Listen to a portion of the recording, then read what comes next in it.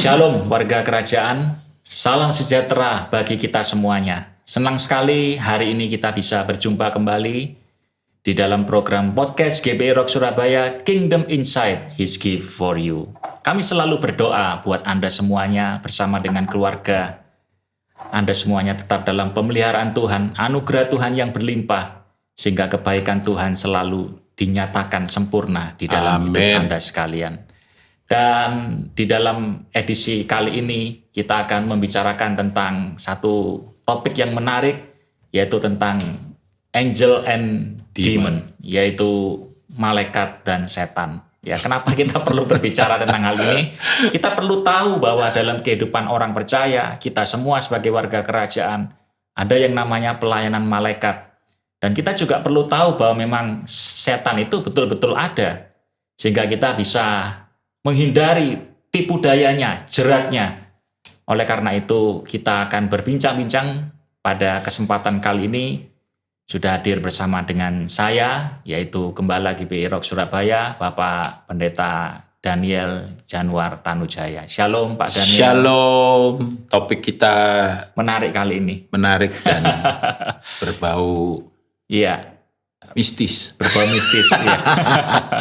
Nah, biasanya khususnya orang Indonesia itu suka yang mistis-mistis gitu ya Pak Daniel. Ya? Yang rada-rada ngeroh. Iya. Tapi kita tahu bahwa faktanya memang di dalam Alkitab memang tercatat dan Alkitab tertulis menuliskan tentang angel and demon yang seringkali kalau dalam ranah teologi kan itu diberi nama itu doktrin malaikat atau angelologi angelologi dan demonologi. Tapi biasanya memang demonologi itu dimasukkan di bawahnya angelologi. Oleh karena itu hari ini kita akan berbicara tentang angel and demon. Ada dua seri yang akan kita bicarakan. Dua seri, betul. Nah, menurut Pak Daniel sendiri sebetulnya dalam Kingdom Biblical Views, apa sih sebetulnya yang disebut dengan angelologi itu?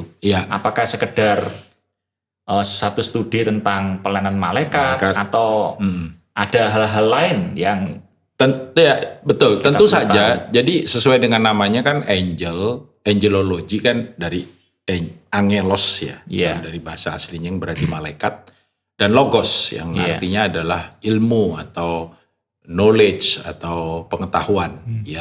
Jadi itu adalah atau doktrin juga bisa logos Jadi doctrine of angel atau doktrin malaikat. Nah, tadi di depan kita sempat singgung dikit bahwa demonologi dimasukkan di bawahnya angelologi karena sebetulnya kan mereka ini kan berasal dari satu kawanan gitu yang Tuhan ciptakan Mereka makhluk ciptaan gitu yang kemudian sesuai dengan apa yang ditulis di Alkitab juga kita tahu bahwa terjadi kemudian pemberontakan yang seringkali kita dengar dengan istilah Lucifer. Jadi Lucifer sebetulnya nama yang bagus. Nama Lucifer sendiri itu bagus, tapi karena malaikat yang diberi nama Lucifer ini kemudian mengalami kejatuhan dan menyeret sebagian daripada malaikat yang ada di bawah komandonya dia, maka jadilah malaikat yang jatuh, dan malaikat yang jatuh inilah demon atau satan. Juga dalam bahasa Alkitab seringkali disebut atau iblis yang kita bilang dalam bahasa kita. Jadi karena itu satu kawanan kemudian terpisah karena pemberontakan. Tinggallah malaikat terang juga yang seringkali the angel of light dan the angel of darkness. The angel of light ada di kingdom of light, dan malaikat yang gelap ini ada di kingdom of darkness, which is pemimpinnya adalah setan sendiri, Lucifer. Lucifer. Jadi ini tidak hanya memberitahu kita bahwa ada malaikat, ada setan, enggak. Jadi kita mempelajari sumbernya sekali lagi sesuai dengan apa yang ada di dalam Alkitab. Apakah itu iblis atau malaikat? Siapakah malaikat? Apakah lalu kemudian bagaimana mereka ada, untuk apa mereka ada, ya kan, lalu dan juga termasuk kaitannya dengan keberadaan daripada misalkan umat Allah, ya untuk apa gitu dan lain sebagainya. Ya, jadi mempelajari hal-hal yang seperti itu. Ya, tentu saja hal ini menarik dan perlu untuk diketahui ya. Karena ada manfaatnya. Jadi bukan artinya ini sekedar sebuah legenda, enggak. It's real. Ya, bahwa makhluk ini ada gitu, nyata gitu. Ya mungkin kita lagi podcast begini, dia juga lagi ada di sini, hanya kita aja yang nggak bisa melihat, fisik, gitu. Ya jadi itulah yang dinyatakan di dalam kebenaran firman Tuhan. Jadi Pak Daniel, selain ciptaan, malaikat itu sebetulnya siapa dan kemudian tugas apa yang diberikan oleh Tuhan kepada malaikat ini, khususnya kepada warga kerajaan? Di dalam Ibrani pasal 1 ayat yang ke-14 saya mau bacakan ayat ini dulu karena ayat ini secara garis besar, secara general itu mendefinisikan pertanyaannya Pak Roy tadi. Dikatakan bukankah mereka semua adalah roh-roh yang melayani, yang diutus untuk melayani mereka yang harus memperoleh keselamatan. Jadi jelas nomor satu kalau kita tanya mereka diciptakan memang. Nah, kapan mereka diciptakan? Alkitab tidak mencatat kapan, tapi Alkitab mencatat peristiwa penciptaan itu terjadi pada satu masa di dalam kekekalan, kan? Dan kita perlu tahu bahwa mereka ini makhluk roh. Ini di sini dikatakan mereka semua adalah roh yang melayani. Jadi memang kalau tadi juga disinggung soal tugasnya apa? Tugasnya untuk melayani. Ya nanti melayani yang bagaimana, melayani apa? Nah itu ada spesifikasinya, kan? Jadi nomor satu mereka diciptakan. Kapan mereka diciptakan? Tidak ada yang tahu pasti karena konteksnya adalah kekekalan. Jadi dalam satu masa, di dalam kekekalan, kemudian Tuhan menciptakan malaikat. Sempat ada yang misalkan timbul pertanyaan juga, berapa banyak sih mereka diciptakan? Gitu. Tidak pernah Alkitab juga menuliskan populasi jumlahnya jumlah daripada malaikat jadi hanya ditulis the multitude of angel itu. Jadi banyak malaikat, banyaknya berapa kita nggak tahu, kan? Jadi mereka cara penciptaannya bagaimana juga cara mereka makhluk roh. Jadi saya percaya ya Tuhan berfirman kan. Cara Tuhan menciptakan yang kita tahu kalau dari Alkitab kan dengan berfirman. Jadilah, boom, maka jadi gitu. The multitude of angel yang tugas mereka adalah untuk melayani. Terutama nomor satu adalah melayani sang raja. Nah, jadi melayani Allah sendiri. Itu garis besarnya demikian.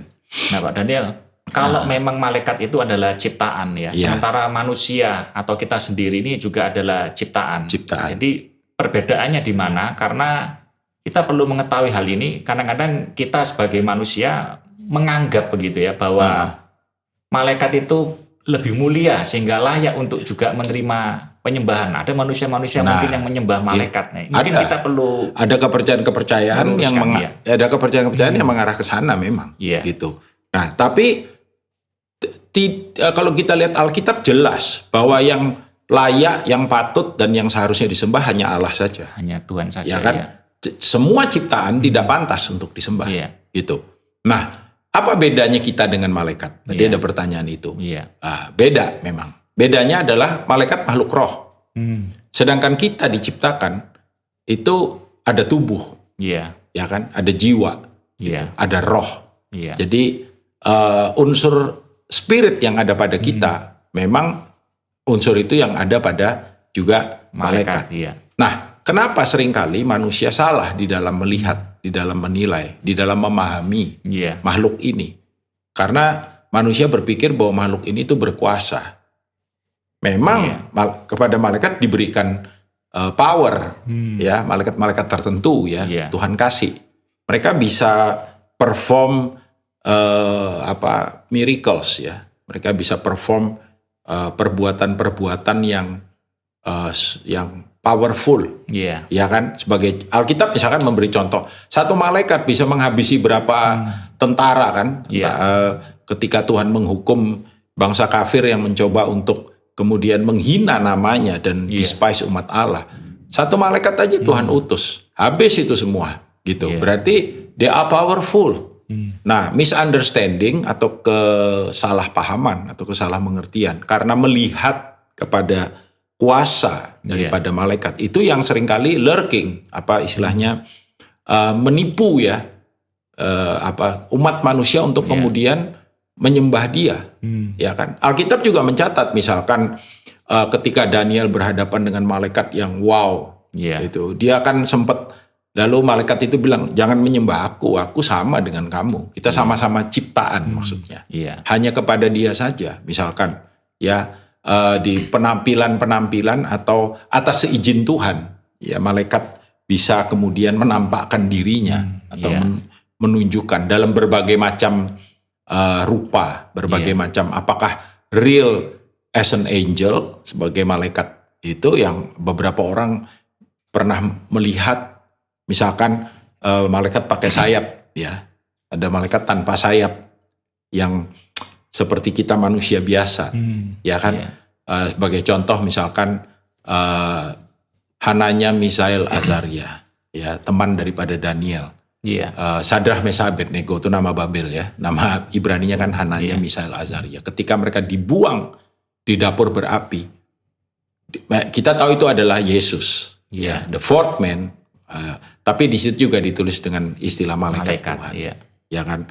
Lalu misalkan orang tua daripada Samson, ketika malaikat Tuhan menyatakan message tentang anak mereka yang adalah Nazir Allah, mereka muncul itu sebagai malaikat yang membawa berita itu, Jadi bahwa malaikat adalah ciptaan dan tidak boleh disembah, itu. Dan malaikat sekali lagi diciptakan untuk melayani kepentingan daripada Allah sendiri, kepentingan daripada kerajaan surga. Kira-kira demikian. Dan yang pasti Tuhan Yesus tidak mati untuk malaikat, Pak Daniel tapi dia mati untuk manusia. Nah, makanya kan manusia. Ini sedikit agak melebar dikit, tapi saya rasa ini cukup penting. Artinya, mengapa misalkan rencana keselamatan hanya untuk manusia? Ya, karena malaikat makhluk roh. Sekali mereka jatuh, selesai. Kenapa? Karena sebagai makhluk roh, mereka dimensinya kekekalan.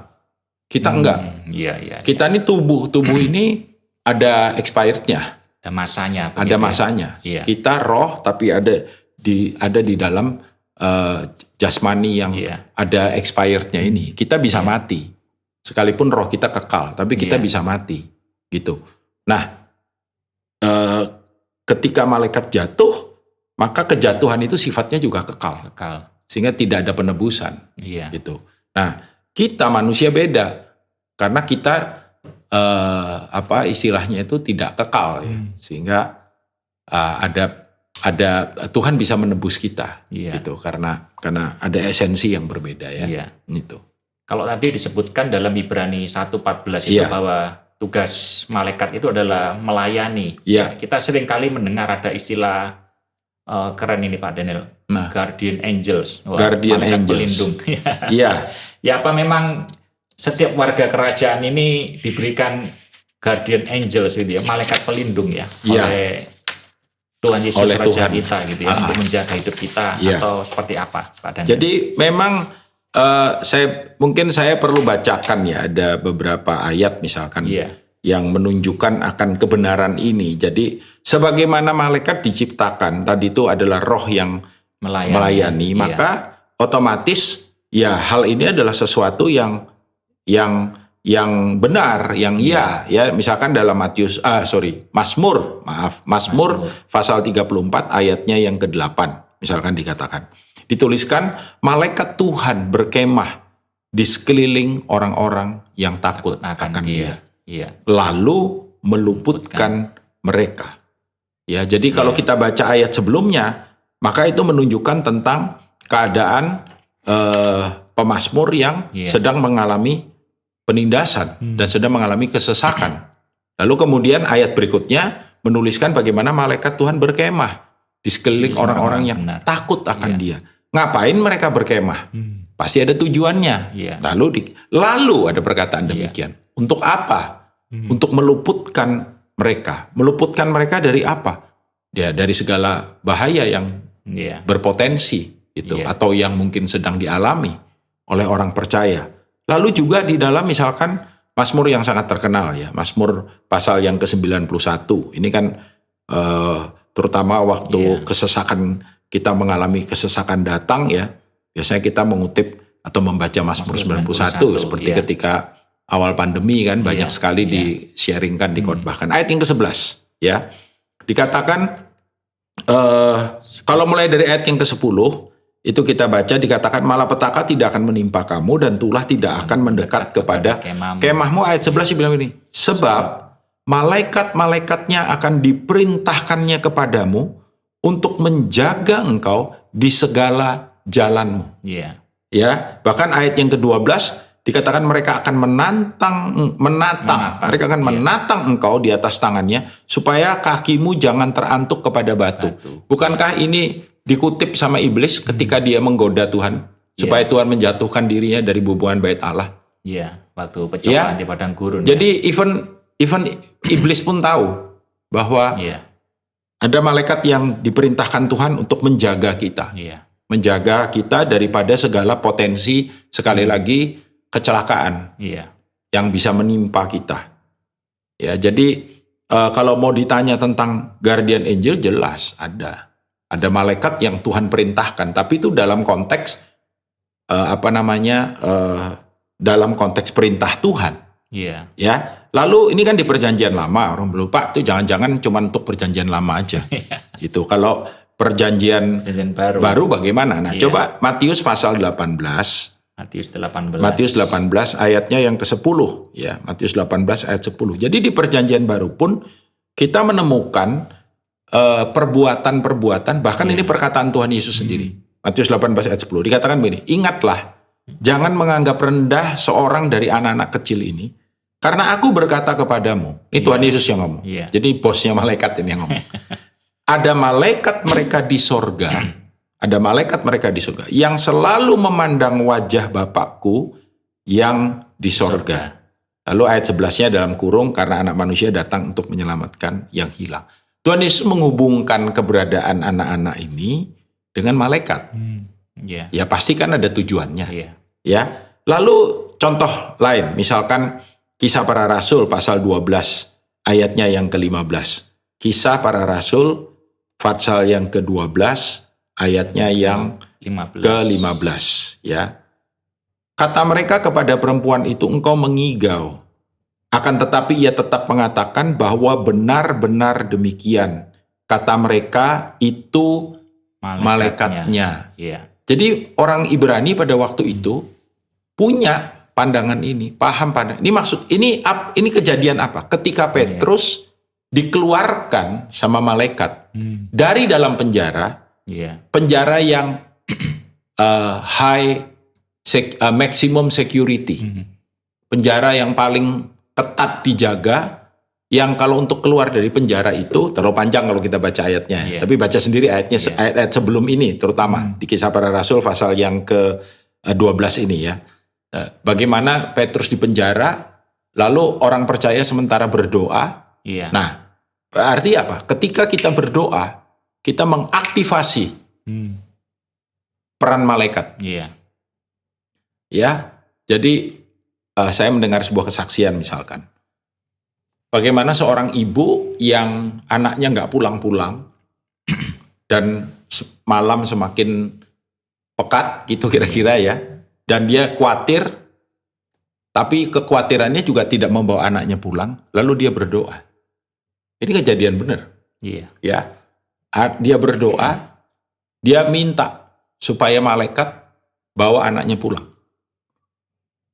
Dan memang agak malam akhirnya, jadi sebenarnya tidak terjadi apa-apa pada anak itu, tapi dia tidak, zaman itu nggak ada handphone ya, jadi mungkin nggak bisa dihubungi dan anak itu sedang belajar bersama dengan temannya. Mungkin saking sungguh-sungguhnya belajar lupa waktu, ibunya khawatir di rumah. Tapi sementara dia belajar, dia cerita sama mamanya, seperti ada satu dorongan kuat Seperti ada orang yang berbicara kepada dia ya. Pulang kamu, cepet pulang. Gitu. Dan akhirnya dia pulang. Iya. Mamanya yang khawatir ketika dia pulang, mamanya tahu bahwa semua itu perbuatan makhluk ini. Iya. Kan yang mendorong si anak, enggak malaikat yang muncul lalu Moleo gitu, kira-kira enggak. Pulang kok. Ya enggak sih gitu. Tapi anaknya cerita bagaimana ada satu dorongan yang begitu, kayak ada satu pribadi yang pulang gitu. Kamu dia tiba-tiba ya kayak ada orang bisi gitu kan ya. Tapi maksudnya ini kan sifatnya tidak secara fisik ya literal, tapi ada sebuah semacam dorongan perasaan yang begitu kuat yang memberikan sebuah pengertian kepada dia bahwa kamu harus pulang sekarang, mamamu khawatir. Ya, dan dia pulang gitu. Dan mamanya, aku berdoa suruh malaikat bawa kamu pulang gitu. Dan tentu saja mamanya berdoa kepada Tuhan. Minta kepada Tuhan. Bukan kepada malaikat ya. Tidak. Itu keliru. Itu salah. Kalau kita gitu. berdoa kepada malaikat ya. Berdoa ya sama bosnya kan, gitu loh. Dan memang itu disediakan. Bahkan ada hamba Tuhan yang pernah saya meniru jadi. Ya, dan it works. It works gitu. Daniel, kamu bisa perintahkan malaikat di dalam nama Yesus. Ya, itu untuk ketika kamu melayani dan kamu membutuhkan pertolongan malaikat. Ya, jadi saya pernah mengalami itu gitu. Nah, jadi ada memang Tuhan sediakan dan kalau kita baca misalkan 2 Raja-Raja pasal 6 ayat 17, ya itu ketika kemudian Elisa dikepung oleh tentara Aram ya itu ya. Lalu Elisa bujangnya bilang, waduh celaka Tuhan. Kita nih dikepung, hari ini habis kita. Elisa bilang, hei, yang menyertai kita lebih banyak. Lalu dia bilang, buka matanya Tuhan, supaya dia dan bujangnya melihat begitu banyak malaikat Tuhan, jauh lebih banyak daripada tentara yang sedang mengepung mereka. Dan malaikat itu malaikat yang memang diperuntukkan, ditugaskan untuk melindungi dan menjaga mereka. Ya, even Tuhan Yesus juga pernah berkata bahwa dia bisa memanggil pasukan malaikat ya dalam Matius pasal 26 ayat 53. Tidakkah anak manusia berkuasa untuk memanggil? Ya, jadi kita melihat selain ya tentu saja malaikat fungsinya tidak hanya untuk melindungi. Malaikat itu memandang wajah Allah. Ada malaikat yang bernyanyi siang dan malam menyembah Tuhan. Ya, ada malaikat yang diberikan Tuhan sebuah kuasa untuk misalkan melakukan penghukuman juga. Ya kan? Ketika misalkan Daud menghitung jumlah orang Israel dan Tuhan tidak berkenan kan, kemudian wabah datang. Siapa yang melaksanakan dan juga yang menghentikan? Tuhan perintahkan malaikat. Itu. Jadi sekalipun kita tidak melihat secara fisik bahwa malaikat itu tapi memang itu faktanya nyata ada begitu ya. Dan kita mendengar Pak Daniel ada istilah-istilah seperti serafim, cherubim ya. Kerubim dan sebagainya begitu ya. Jadi itu sebetulnya paling umum kan yang kita sering kali dengar adalah kerubim dan serafim. Lalu ada juga yang disebut dengan archangel. Ya, archangel adalah malaikat penghulu. Ya, nah biasanya orang ngomong malaikat penghulu cuma 3 memang yang Alkitab tulis. Apakah ada malaikat penghulu yang lain kita nggak tahu.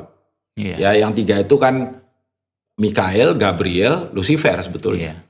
Ya kan, makanya ada tafsiran kemudian sepertiga malaikat itu ngikut jatuh yang jadi Satan itu. Ya, kenapa dibilang sepertiga? Karena kesimpulan Alkitab memang menulis cuma 3 archangel. Tapi apakah ada archangel yang lain? Saya nggak tahu. Saya juga nggak berani ngomong. Hanya 3 saja, 3 yang memang Alkitab tulis. Ya, tapi ingat bahwa malaikat itu banyak gitu. Ya, jadi tapi juga ada memang malaikat yang disebut dengan kerubim. Ya, kerubim itu berasal dari kata karibu yang berarti berdoa.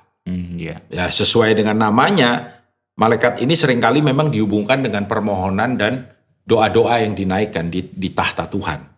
Ya, jadi kerubim tetapi juga misalkan tercatat di dalam Kejadian 3 ayat 24. Menjaga Taman Eden ketika Adam dan Hawa diusir. Maka kerubim yang menjaga taman itu sehingga mereka tidak kembali, dan masih tidak kembali itu supaya mereka nggak makan buah kehidupan. Kalau mereka makan buah kehidupan sudah nggak ada penebusan. Jadi kekal kan. Nah, dosanya juga kekal gitu. Seperti malaikat yang jatuh tadi yang kita ngomong di depan. Ya kan? Lalu juga ada misalkan Yeskiel pasal 28 ayat 13 dan 14 dituliskan tentang kerubim ya. Lalu kemudian serafim. Nah, serafim dari kata sarap ya, sarap, bukan sarap. Sarap. Nggak waras. Yang berarti membakar, menyala. Ya, seperti makhluk api begitu. Nah, apa namanya? Ya, seraf ya, artinya sesuai dengan namanya ya, ini berhubungan dengan kekudusan. Kekudusan Tuhan, yang mereka ini makhluk yang ada di sekitar tahta Tuhan. Yesaya pasal 6 ayat 3 ya, yang dalam Yesaya juga ditulis mereka akan menyanyi kudus, kudus, kuduslah Tuhan ya, Allah semesta alam, kudus, kudus. Mereka selalu holy, holy, holy is the Lord ya. Jadi ini malaikat yang memuji Allah, ya kan, dan menyatakan akan kekudusan Tuhan. Yaitu itu model-model malaikat yang ada di yang ditulis yang ada di Alkitab. Apakah Pak Daniel ada malaikat lain yang bisa saja? Tapi kita bisa memahami mereka, mengerti mereka sesuai dengan yang tertulis di firman. Ya, dengan ya apa yang ada itu aja gitu. Jadi kita kalau Alkitab ini nggak nulis yang, kita kan nggak boleh berandai-andai yang terlalu gitu ya. Yang termasuk kadang ada nama malaikat apa, yaitu di luar catatan firman Tuhan. Kalau saya nggak berani ngomong yang gimana-gimana gitu. Ya, tapi puji Tuhan sekarang kan banyak ya buku-buku juga yang menulis tentang malaikat ya. Dan malaikat, itu termasuk pelayanan malaikat dan lain sebagainya.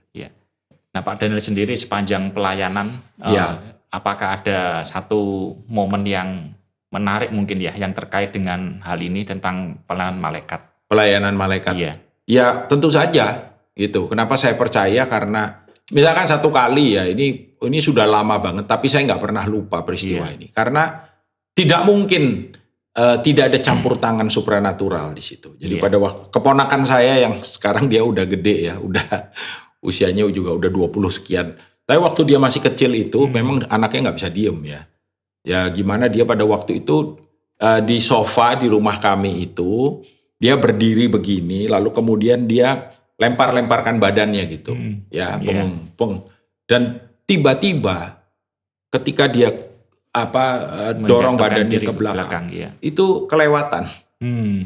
Saya udah keringet dingin, dan pada waktu itu mami saya itu cuman teriak satu nama, Yesus. Dan saya melihat dengan mata kepala saya sendiri bagaimana keponakan saya ini yang itu kalau lewat begitu habis dia. Iya, pasti kepalanya lebih dulu, dan itu kan tegel ya, ubin ya, keras ya.